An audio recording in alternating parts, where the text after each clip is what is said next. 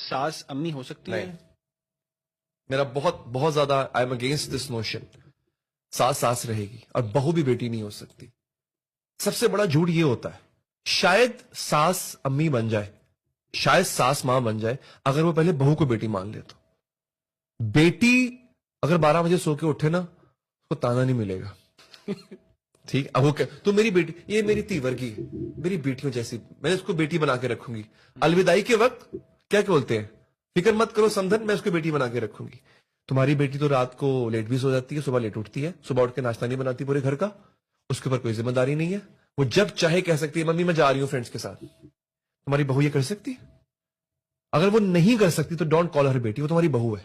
और अगर वो तुम्हारी बहू है तो फिर तुम मां का दर्जा एक्सपेक्ट नहीं करो उससे, तो तुम्हें वो सास बन के तुम सास रहोगी फिर उसके लिए। प्रॉब्लम पता क्या आता है बहू और सास का? हम मर्दों का प्रॉब्लम ये है, हमें बहू में बीवी में मां चाहिए होती है।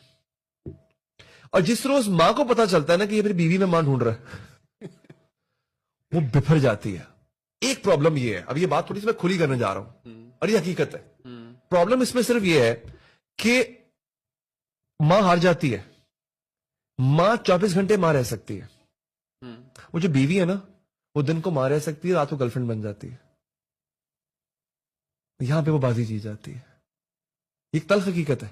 इसीलिए आप नोट करें कि वो जो मां होती है वो फिर जंग लड़ती है, वो अपने सारे हथियार निकाल लेती है। सबसे बड़ा हथियार क्या होता है? तू मेरा पुत्र ही नहीं, तू तो मेरा बेटा ही। अब प्रॉब्लम यह है, जब आप औलाद को इन्वेस्टमेंट समझोगे और फिर शादी होने के बाद आप ये एक्सेप्ट ही नहीं करोगे, आप ये कबूल ही नहीं करोगे, now he has to share his time, life, finance, attention with someone else, and a major part of all this will go to someone else.